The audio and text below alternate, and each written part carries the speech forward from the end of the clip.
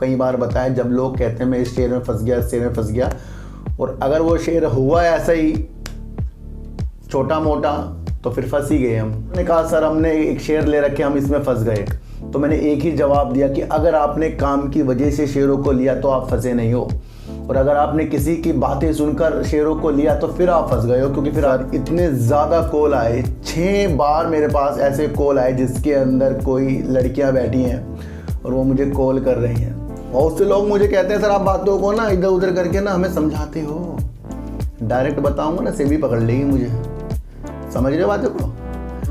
कभी नहीं सुना होगा। एक चीज़ और बताऊं मैं आपको, छोटी सी बात है, लेकिन इसके अगर मकसद आप समझ गए ना, जीत जाओगे दुनिया को। छोटी सी बात है, जब कुछ एक नया फ्यूचर को किसी जनता के हाथ में देना है तो सबसे पहला कदम सरकार ही उसके अंदर अपने रूपरेखा के द्वारा करता है, वो होता है सब्सिडी।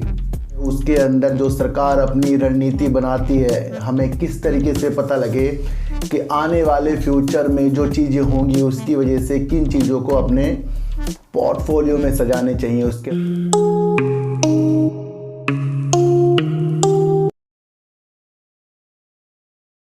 नमस्कार, मैं स्वागत करता हूं आपका अपने ही चैनल पर जिसका नाम है सार्थक बाजार से। आज बात करेंगे सर, काफ़ी लोग पूछते हैं जियो फाइनेंशियल सर्विसेज जो है इसका फ्यूचर क्या है, उसके बारे में बात करेंगे विकास लाइफ केयर के बारे में। इसके अंदर भी सबकी प्रतिक्रिया इसके काम की वजह से है, उसमें भी जीत हासिल करेंगे। और बात करेंगे सर अशोक लीलैंड और हिताची एनर्जी इंडिया की, और ऐसी एक और बात करेंगे जिसकी वजह से हमें आगे जाकर एथेनॉल, हाइड्रोजन, प्राकृतिक गैस, जिस तरीके से गुजरात गैस भी प्राकृतिक गैस में ज़्यादा वर्क करता है, गेल इंडिया, इस तरीके की जो भी कंपनियां इन चीज़ों में काम करती है, उसके अंदर जो सरकार अपनी रणनीति बनाती है, हमें किस तरीके से पता लगे कि आने वाले फ्यूचर में जो चीज़ें होंगी उसकी वजह से किन चीज़ों को अपने पोर्टफोलियो में सजाने चाहिए। उसके अंदर आपको एथेनॉल हो गया, ईवी के शेयर हो गए और बैटरी के शेयर हो गए, क्या रणनीति सरकार की है उसके बारे में भी बात करेंगे। इन सब की बात करने से पहले मैं आपको एक चीज़ बताऊं कि आज तो हद हो गई। किस बात की हद? कि मेरे पास आज सर इतने ज़्यादा कॉल आए, 6 बार मेरे पास ऐसे कॉल आए जिसके अंदर कोई लड़कियां बैठी हैं और वो मुझे कॉल कर रही हैं और वो मुझे बता रही हैं सर आप स्टॉक मार्केट में काम करते हो? मैंने कहा हम करते हैं। कहते हो आप किस चीज़ में काम करते हो? मैंने कहा हम तो इक्विटी में काम करते हैं, हम तो सिर्फ इन्वेस्टमेंट में काम करते हैं। तो सबकी एक ही चीज़ मुझे रटी रटाई लगी, सबने एक चीज़ बोला कि आपका पैसा ना ब्लॉक हो जाता है जब शेयर नीचे चले जाता है। हम आपको ऐसी चीज़ बताएंगे जिसके अंदर आप ज़्यादा से ज़्यादा पैसे कमा सकते हैं। उन्होंने मुझे अब पोर्टफोलियो भी भेज दिए निफ्टी के। तो यार मैं एक चीज़ समझ रहा हूँ कि लोग इस तरीके से हमें गुमराह कर रहे हैं और हम इतने भोले, हम उनकी बातों में आ जाएंगे। 6 बार हुआ मेरे साथ, नहीं तो एक कॉल तो आती है रोज़ की, लेकिन मेरे पास आज 6 कॉल आई।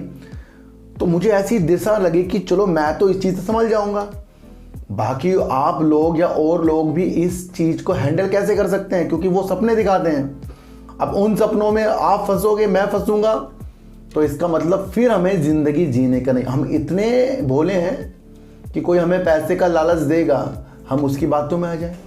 हम इतने भोले बनकर मार्केट में काम कर रहे हैं कि हम किसी की टारगेट वाली वीडियो देखेंगे और हम शेयर को खरीद लेंगे, हम फंस जाएंगे। एक चीज़ और बताऊं, कल भी मेरे पास 2 कमेंट आए जिसके अंदर कुछ लोगों ने कहा सर हमने एक शेयर ले रखे, हम इसमें फंस गए। तो मैंने एक ही जवाब दिया कि अगर आपने काम की वजह से शेयरों को लिया तो आप फंसे नहीं हो, और अगर आपने किसी की बातें सुनकर शेयरों को लिया तो फिर आप फंस गए हो, क्योंकि फिर आपको पता नहीं कि कंपनी काम क्या कर रही है। तो वही मैं एक दिशा बता रहा हूँ कि हम इतने भोले बन जाएं कि किसी के चक्कर, सर लोग कहते हैं ना वो फंसा देगा, ये कर देगा, जब तक कि हम खुद अपने को नहीं समझेंगे, अपने माइंड को दिशा निर्देश नहीं देंगे, कोई हमें फंसा नहीं सकता। मैं आपको इतनी सी एक बात बता दूं, ये बड़ी बड़ी चीज़ें जो हो जाती है ना कि उसकी वजह से मैं फंस गया, उसकी वजह से मैं फंस गया, तो भाई हम इतने भोले हैं क्या? और अगर हम इतने भोले हैं तो फिर हमें शेयर मार्केट में बिल्कुल भी काम नहीं करना चाहिए, क्योंकि इस तरीके से लुभानी चीज़ें आएंगी। आज तक के मैंने आपको कहा कि आप मेरा टेलीग्राम हो या कुछ भी हो या यूट्यूब हो से सब्सक्राइब कर लो, वो कर लो, कभी नहीं सुना होगा। एक चीज़ और बताऊं मैं आपको, छोटी सी बात है, लेकिन इसके अगर मकसद आप समझ गए ना, जीत जाओगे दुनिया को। छोटी सी बात है, सबसे पहले जब हम बीमार होते हैं तो सबसे पहले हम क्या करते हैं, डॉक्टर को सर्च करते हैं कि हमारी क्या बीमारी, हम किस डॉक्टर के पास जाएं। या डॉक्टर आपको सर्च करेगा कि भाई सार्थक को बुखार आ रहा है, मेरे पास आ जाओ, मुझे कॉल करेगा डॉक्टर? नहीं करेगा ना। ज़रूरत किसकी है? ज़रूरत हमारी है। अब हम ही डॉक्टर को ढूंढेंगे, किसी से पूछेंगे भाई कोई अच्छा सा डॉक्टर बता दो। समझ रहे बात को सर? इसी तरीके से अगर हमें पैसा कमाना है तो हम ही तो सर्च करेंगे ना, कौन सा इंस्टीट्यूट अच्छा है, कौन सा चैनल अच्छा है। ये हम करेंगे, या मैं आपको कहूँगा मेरा चैनल ज्वाइन करो, या मैं आपको कहूँगा मेरा टेलीग्राम ज्वाइन करो, या आपको अभी कोडी देखने को मिल जाता है कि भाई मेरा टेलीग्राम ज्वाइन करो। या जिस तरीके से मुझे 6 फ़ोन आए तो उन्होंने मुझे कहा कि आप इस तरीके से चीज़ें करो, यानी कि मेरे पैसे कमाने में एक दूसरे को कितना इंटरेस्ट क्यों है, आपके पैसे कमाने में मुझे इतना इंटरेस्ट क्यों है। मैंने कभी भी किसी को पैसे कमाने वाली राह नहीं दिखाई है, मैंने राह दिखाई है काम को समझने वाली। छोटी सी बात है ना, बीमार होंगे, डॉक्टर को हम सर्च करेंगे, हमें पैसा कमाना है, काम की तलाश कौन करेगा, हम करेंगे, या हमारी काम की तलाश करने में ये जो फ़ोन करते हैं वो करेंगे, आपको करोड़पति वो बनाएंगे। देखो सर, हमें पैसा कमाना है तो हम ढूंढ रहे हैं। अब इसी तरीके से जो कॉल कर रहे हैं ना, उनको भी पैसा कमाना है, वो हमें ढूंढ रहे हैं, हमें मुर्गा समझ रहे हैं। वो समझ रहे बात? वो हमें पैसा कमाने के चक्कर में अपना पैसा कमाएंगे। 2 सिंपल चीज़ें मैंने आपको बता दी है, इसे अपने दिमाग में डालना। एक तो हम इतने भोले नहीं हैं, वो इतना भोला होना भी नहीं किसी की बातों में हम आ जाएं, फिर तो शेयर मार्केट कभी नहीं समझ में आएगी कि आप सबकी बातें समझ रहे हो और वो खरीदे जा रहे हो। सर काम समझ लो, मैं आपको बता रहा हूँ, काम इतना इंपॉर्टेंट होता है, हर एक की वैल्यू बढ़ाता है। अगर आज मुकेश अंबानी जी के पास काम ना हो तो कोई मुकेश अंबानी को जानेगा। आज किसी फिल्म स्टार के पास कोई वर्क ना हो, कोई फिल्म ना हो, तो क्या उसको वो वैल्यू मिलेगी? कितने फिल्म स्टार आपको बाद में गरीबी की स्थितियों में मिले हैं, कितने करोड़पति बाद में आपको गरीबी की स्थितियों में मिले? क्यों मिले? उनके पास काम नहीं है। तो जब हमारी काम की दिशा हमें खुद तलाश करनी है तो दूसरा व्यक्ति क्यों कह रहा है कि ये टेलीग्राम ज्वाइन करो? सर आपके बिना आपको कोई भी पैसा कमा कर नहीं देगा जब तक कि आप नहीं ठानोगे, कोई नहीं दे सकता। इसीलिए अपने दिल पर, दिमाग पर देख लो, सोच लो, समझ लो कि किसी की भी बातों में आना नहीं है। मैं आपको इतनी सी बात बता दूं, बहुत से लोग मुझे कहते हैं सर आप बातों को ना इधर उधर करके ना हमें समझाते हो। डायरेक्ट बताऊंगा ना सेबी पकड़ लेगी मुझे। समझ रहे बातों को? क्या कहते हैं लोग, सर शेयरों के बारे में, सर शेयरों के बारे में डायरेक्ट कैसे बताऊं जब इतने नियम है, कड़े नियम है। मैं क्या रजिस्टर्ड सेबी से बैठा हूं यहाँ पर? मैं आपको काम समझा रहा हूँ, पता मुझे सब कुछ है, लेकिन बता नहीं सकते ना, हाथ बंधे हुए हैं।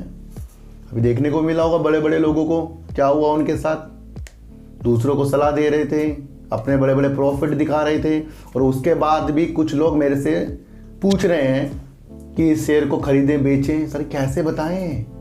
ये आज खुल के बोल रहा हूँ इसलिए क्योंकि 6 कॉल मेरे पास आ जा रही हैं। ये समझने वाली वीडियो बना रहा हूँ मैं, आज आपको समझा दूँ कि मैं इतना भोला भी नहीं हूँ कि मैं आपको घुमा घुमा कर सीधा बता दूँ वो चीज़ें जो आपको पता हो। पैसे तो कमाना ना आपको, पैसा मुझे भी कमाना है, पैसा सबको कमाना है। पर सीधे समझने वाले इंसान जो सीधा सुनते हैं कि भाई ये खरीदे बेचें, वो दूसरों की उंगली पकड़ के चल रहे हैं। और मैं आपको ऐसा कभी नहीं कर सकता कि आप किसी की उंगली पकड़ कर चलना शुरू करो। बचपन में पहले बताया था, माँ बाप के तो हम हाथ पकड़ के चल ही रहे थे। अब भी माँ बाप हाथ पकड़ रहे हैं क्या आपका? अब भी मास्टर आपको पढ़ा रहा है क्या वही शुरू से ही?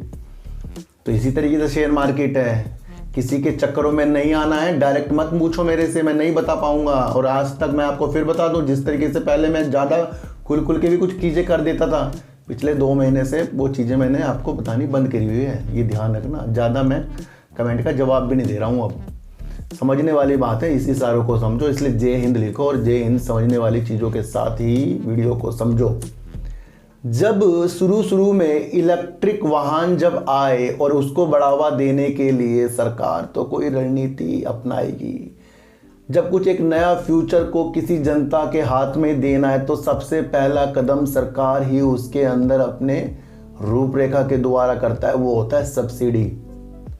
2015 में मोदी सरकार ने फेम 1 के तहत जो इलेक्ट्रिक वाहनों को अपनाएगा उसके तहत उन्होंने 900 करोड़ रुपए की सब्सिडी दी। ये एक ऐसी चीज़ है जो हमें बता रही थी कि पेट्रोल और डीजल के बाद अब इलेक्ट्रिक चीज़ें जो हैं बैटरिया से हमें वाहन के द्वारा मिलेगी। और उसके अंदर सरकार ने फेम 1 के तहत 2015 में 900 करोड़ रुपए की सब्सिडी दी। और उसके बाद 2019 में कितनी दी? फेम 2 में 2 चरण हुए अभी। 2015 में, समझने वाली बात बता रहा हूँ, 2015 में फेम 1 और 2019 में फेम 2, और दोनों एक ही चरण है, यानी 2 चरण अलग। लेकिन चरण किस में है? बैटरी पे, बैटरी से जो वाहन चलता है इलेक्ट्रिक पे। जो 2015 में 900 करोड़ की सब्सिडी थी वो बढ़कर 2019 में 10,000 करोड़ हो गई थी। और इससे लाभ लेने वाले व्यक्ति कितने थे? 10 लाख व्यक्तियों ने इसका लाभ लिया है, यानी कि 10 लाख वाहनों को सब्सिडी मिली है। अब आप बताओ कि जिस तरीके से बार बार आपको प्राकृतिक गैस, फ्लैक्स फ्यूल हो गया, जैव ईंधन हो गया, सिंथेटिक ईंधन हो गया, या आपका हाइड्रोजन हो गया, अब इसको भी तो सरकार बढ़ावा देगी।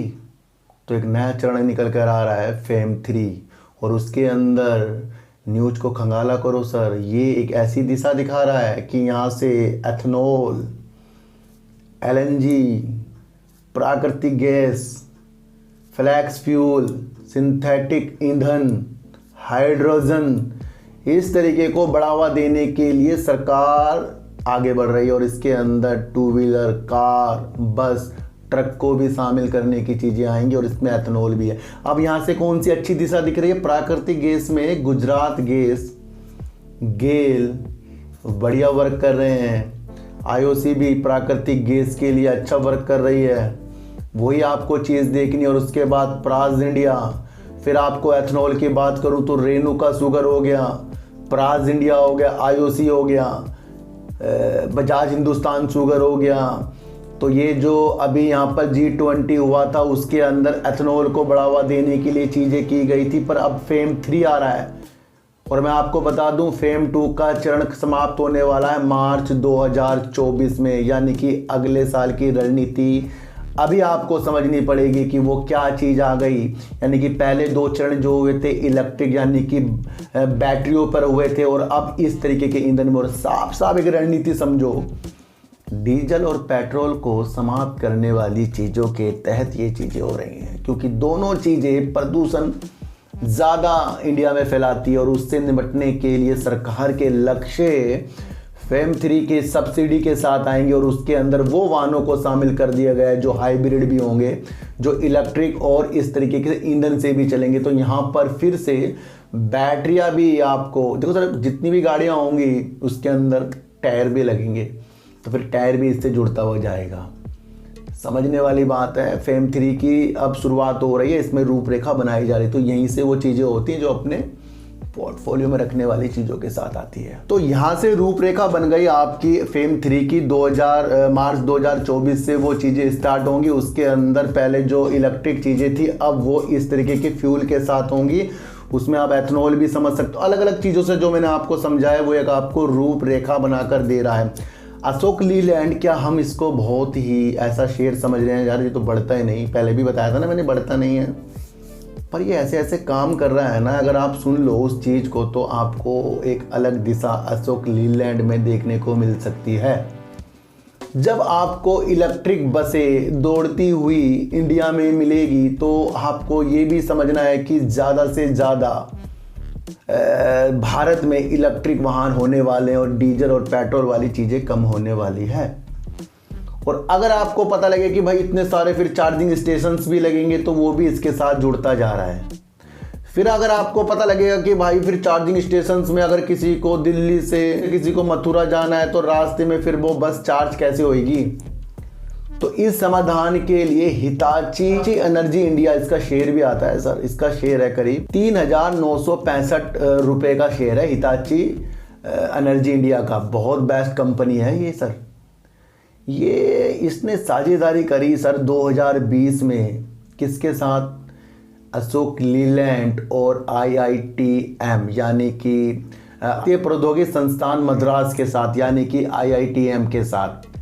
अशोक लीलैंड और IITM दोनों मिलकर एक इस तरीके का फ्लैक्स प्रोजेक्ट पर काम कर रहे हैं, जो एक ऐसा प्रोजेक्ट है जो बस को 20 सेकंड में यानी कि 20 सेकंड में 25% तक चार्ज कर सकता है इलेक्ट्रिक बस को।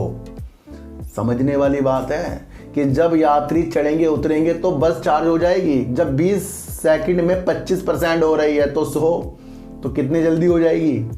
तो कितना बड़ा समाधान अशोक लीलैंड और IITM जिस तरीके से वर्क करेगा।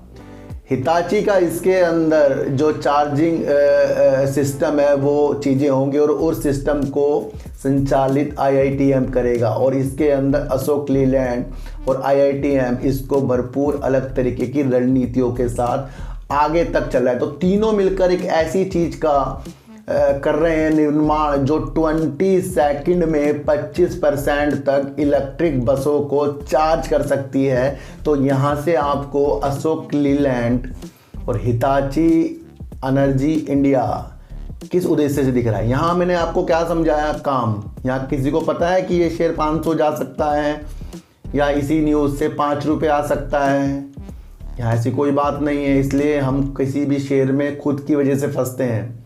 मैं आपको काम समझा रहा हूँ, न्यूज़ समझा रहा हूँ, कह रहा हूँ कि किसी की बातों में नहीं आना है।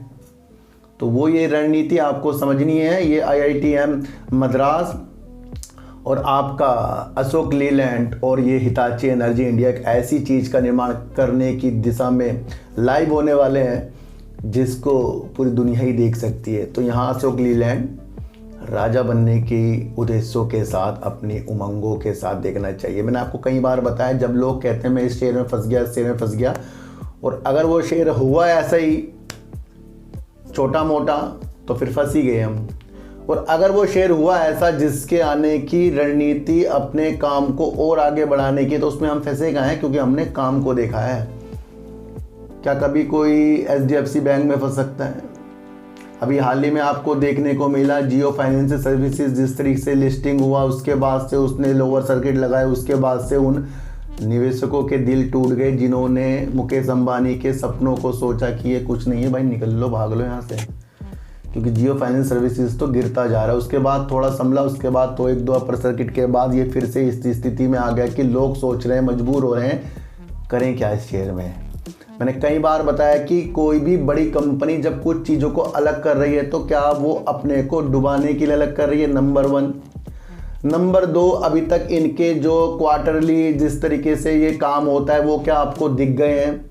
नहीं दिखे हैं। जिस तरीके की इनकी मंशा है और अपने को बहुत अच्छा बनाना और बड़ी बड़ी कंपनियों के साथ प्रतिस्पर्धा करने के साथ ये चलेंगे, क्या वो हमें अभी दिख गए हैं? सिर्फ सोच है। तो जब ये अपने को अच्छा प्रस्तुत करेंगे, अच्छे काम की दिशा में ले जाएंगे, तो वहाँ पर एक रणनीति बनेगी। तो यहाँ से हम क्यों सोच रहे हैं कि ये शेयर खराब है? हम क्यों सोच रहे हैं, जब किसी चीज़ ने अपने पंख फैलाए नहीं है तो हम क्यों सोचें कि उसे उड़ना ही नहीं आता है? ये एक ऐसी चीज़ है, इसे आप चार्ट में नहीं ढूंढ सकते। आप विकास लाइफ केयर को चार्ट देखकर खरीदोगे तो फंसोगे ही। आप इन रणनीतियों को समझो कि जियो फाइनेंशियल सर्विसेज को अगर आपको समझना है तो ये समझना है कि इसके अंदर जो प्रमोटर अगस्त का जो 2023 का पेटेंट आया है शेयर होल्डिंग का, तो उसके अंदर 45.80% तो प्रमोटर है और DIs FIs भी बड़े बढ़ चढ़कर इसके अंदर है, और मात्र इसके अंदर 11% करीब के आपको देखने को मिलेगी पब्लिक। तो FIs जो है 26.43% इसके अंदर बैठे हैं, और वहीं पर आपको देखने को मिलेगा DIs जो इंडिया के हैं वो बैठे हैं 16.22%। तो बैठे हैं ना, वो इसलिए बैठे हैं, अभी कुछ नहीं हो रहा है इसके अंदर, लेकिन हम हलचलों में इसमें खो रहे हैं। ये एक ऐसा शेयर है, इसे पोर्टफोलियो में रखने के बाद सोचना बंद करना पड़ेगा, क्योंकि इसके अंदर वो रणनीति वर्क वाली नहीं हो रही है। और वही मैं आपको समझाते हुए कब से समझा रहा हूँ सर कि कुछ चीज़ें तो हमें अपना आप भी जॉब करनी पड़ेगी कि वो चीज़ों से क्या होता है, नहीं तो फिर हम कहेंगे हमें किसी ने फंसा दिया। भाई कोई किसी को नहीं फंसाता, हम खुद ही फंसते हैं। हमें खुद ही फंसना आता है। जब मैं स्कूल से कभी कभी बचपन में भाग कर जाता था, एक बार वो होते थे ना सर गेट के, वो बड़े बड़े से वो होते थे, वो कांटे से मेरी कमीज ही फंस गई थी उसके अंदर। तो क्या किसी लड़के ने मुझे कहा भागो और मैं भाग गया। उसने तो मुझे कहा ना भागो, चलो चलते हैं घूमने, तो मैं क्या गया, मैं अपनी मस्ती के लिए गया, मैं ही फंस गया। फिर वहाँ सब भाग गए, मैं ही फंस गया वहाँ लटका हुआ। प्रिंसिपल के पास गया, पापा को बुलाया, नाम काटो इसका, ये बड़ा लड़का ख़राब है। बड़ा अफसोस हुआ मेरे पापा को और मुझे भी। मैंने यार मैं तो किसी और के चक्कर में आ गया। बहुत छोटा था उस टाइम, लेकिन दिमाग था। फिर मैंने कहा भाई ये तो गलत काम है। इसी तरीके से कोई हमें गुमराह क्यों करेगा। 6 फ़ोन आए, मैंने उल्टा उनको ही गुमराह कर दिया। मैंने इधर उधर के नंबर बांट दिए, किसी के पुलिस के नंबर दे दिए, किसी के वकील के नंबर दे दिए, किसी के मेडिकल के नंबर। मुझे ये करते हैं जी इनसे बात कर लो आप, और जब उनको फ़ोन करेंगे अपना पता लग जाएगा। तो इसलिए हमें खुद को नहीं गुमराह करना है सर, हमें कोई नहीं फंसा सकता। तो जियो फाइनेंशियल सर्विसेज को समझो, अभी कुछ नहीं हो रहा है। अब ये समझना है कि मुकेश अंबानी की रणनीति क्या है, वो बार बार आपके सामने आएगी। तो ये भी हमें कुछ समझने वाली चीज़ों के साथ आगे निकलना चाहिए। अब बात करेंगे विकास लाइफ केयर की। सर देखो सर, फिर मैं वो ये कहूँगा आपको कि मैंने जनवरी से इसके बारे में आपकी रणनीति अलग से ही बना रखी है कि इस साल तो इसके अंदर बड़े उतार चढ़ाव होते हैं और इसके अंदर कुछ भी इस चीज़ में होने वाला नहीं है। अगर आप इसका चार्ट ही उठाकर देख लो तो 21 जनवरी 2022 को ये शेयर 7 रुपये 90 लगा चुका था। अगर इसे उतना अच्छा होना पड़ता तो वहीं पर 12, 14, 15 पहुँच जाता, लेकिन 7 रुपये 90 होने के बाद ये आपको 1 साल बाद 2 रुपये 90 पैसे में मिला। समझो कि 21 जनवरी 2022 में ये शेयर 7 रुपये 90 पैसे गया। उसके बाद ये करते करते करते 1 साल के अंदर 2 रुपये 90 पैसे आ गया। तो जिन्होंने हाई पर 7 रुपये 90 पैसे में लिया होगा वो अब भी इसके अंदर फंसे हुए हैं। हम उस शेयर के बारे में देख रहे हैं जिसका सारा चीज़ अच्छा है। मैंने कहा कि एक रणनीति हमारी इन शेयरों से जीतने की है, जीतना सिखा रहा हूँ, कई बार बता चुका हूँ। दूसरा अकाउंट हमारा होना चाहिए, तब जाके ऐसे शेयरों से हम जीतेंगे जिसके अंदर भाई 7 रुपये 90 पैसे 21 जनवरी को गया। तो अब देखो कितने लोग फंस गए होंगे सर इसके अंदर। हम उसी शेयर से सोच रहे हैं हमें करोड़पति बनाएगा। फिर अभी हाल ही में ये 6 रुपये 45 पैसे तक गया, फिर दोबारा अब ये 5 रुपये 10 पैसे में मिल रहा है। फिर कुछ दिनों में ये और तेज़ी दिखा देगा, ये फिर नीचे की तरफ आ जाएगा। दूसरा अकाउंट ज़रूर आपको अपने पास रखना चाहिए जिसके अंदर ऐसे शेयरों को रखें और उसे देखें ना। लिंक डिस्क्रिप्शन में जो अकाउंट खोल रहा है उनके नाम भी मुझे पता ही लग जाते हैं सर, कौन कौन खोलता है। तो एक रणनीति अगर हमें पैसा कमाने की, धीरे धीरे कमाने की है, तो फिर वो एक अकाउंट से नहीं हो सकता सर। बताने को इस शेयर में कोई आपको बहुत चीज़ें बताता रहेगा, जैसे न्यूज आएगी आपको गुमराह करता रहेगा। उसी गुमराह करने की वजह से 7 रुपये 90 के बाद ये 2 रुपये 90 भी आया। क्या उन सारी न्यूज का, उन सारे वीडियो का आपके ऊपर या शेयर पर कुछ फ़र्क पड़ा? आप पे पड़ गया होगा क्योंकि आपके पैसे फंस गए होंगे, है ना। शेयर पर नहीं पड़ा, शेयर ने तो कमाया। तो यहाँ क्या सबक मिला कि इस शेयर में कुछ ऐसे लोग हैं बड़े बड़े जो नीचे खरीदते हैं फिर ऊपर बेचते हैं। अब 2.90 आया, फिर 6.45 किया, किसी ने वहाँ बेचा, 5.10 आ गया। कुछ थोड़ा सा और ऊपर जाएगा, फिर कोई लोग बेच देंगे, फिर नीचे आ जाएगा। तो इसी शेयर में कमाने के तरीके ढूंढो। ये नहीं कि हमें करोड़पति बनाएगा। करोड़पति बनाएगा तो वो हमारा दूसरे अकाउंट में रखे हैं शेयर, वो बनाएंगे हमें करोड़पति। बल्कि इस तरीके के शेयर में गुमराह होने वाली चीज़ें नहीं है। मैं फिर कह रहा हूँ, कोई नहीं फंसा रहा हमें, हम खुद ही फंस रहे हैं। तो जब तक कि आपके मन में ये नहीं आएगा कि अगर हमें पैसा कमाना है तो वो हम जाकर अपनी चीज़ों को अच्छा करेंगे, दूसरा आपको फ़ोन करके बोलेगा ये ज्वाइन करो, वो ज्वाइन करो, तो इसका मतलब उसे अच्छा होना है और वो हमें अच्छा करने की वजह से बेकार करके अपने को अच्छा कर लेगा। तो सारी रणनीति को आपको शेयर मार्केट में समझना है। विकास लाइफ केयर में काफ़ी लोग कहते हैं इसके अंदर कुछ ऐसी उज्ज्वलता नहीं। अब ध्यान रखो, आने वाला है रिजल्ट, Q2 का रिजल्ट। उसमें ये 2-3 चीज़ें उछल सकती हैं और उन उछलने की वजह होगी अपनी चीज़ों को देखना, और अलग आपको रणनीति इन शेयरों में बनानी पड़ेगी। नहीं तो बहुत अच्छे शेयर हमारे हाथों से जा रहे हैं, और वो शेयर जो अच्छे हाथों से जा रहे हैं फिर उन्हें पकड़ने की क्षमता भी हमारे अंदर नहीं बनेगी, जो फिर काफ़ी बुलंदी तक पहुँचे। तो इसलिए छोटे स्टॉक से बड़े स्टॉक पर शिफ्ट होने वाली चीज़ों के सपने आज से बनाइए, और ये देखिए कि जो भी आपको कॉल करता है उसे खुद ही गुमराह कर दो। उल्टा गुमराह उसे करना हमें पड़ेगा। तो अशोक लीलैंड, IITM और हिताची एनर्जी इंडिया एक ऐसी चीज़ का करने वाले हैं लाइव जो 20 सेकंड में इलेक्ट्रिक बस को चार्ज कर सकती है। जब तक के यात्री उतरेंगे चढ़ेंगे तो बस चार्ज हो जाएगी, और 25% चार्ज होने में 20 सेकंड का समय लगने वाली चीज़ वाकई काबिलियत तारीफ और इसके साथ जुड़ा है। अशोक लीलैंड। और फेम 3 2024 मार्च से स्टार्ट अगर हुआ तो उसके अंदर आपको देखना है कि अलग फ्यूल्स जो होते हैं, वैकल्पिक ईंधन वाले वाहनों की चीज़ें हमें देख लेनी चाहिए, जो इस तरीके से जो मैंने आपको बताया उस चीज़ से वाहन चलेंगे। साफ सीधा मकसद ये है, डीजल और पेट्रोल से इंडिया को चाहिए छुटकारा। तो वहाँ पर आपको समझना है एथेनॉल की वजह से जोन से सेल, और बाकी प्राकृतिक गैस की वजह से जोन से सेल, और अलग अन्य चीज़ों की वजह से जोन से सेल आपके माइंड में आ रहे हैं, बस वही अच्छे हैं और किसी पे अपना दिमाग लगाने की जरूरत नहीं है। तो सर चींटी को हटा दीजिए, गाय को रोटी दीजिए और अपने बच्चों को ज़्यादा से ज़्यादा प्यार कीजिए, क्योंकि बच्चे ही आपकी मासूमियत से किस्मत पलटेंगे। तो फिर मिलेंगे आपसे नई वीडियो के साथ, जब तक के लिए नमस्कार।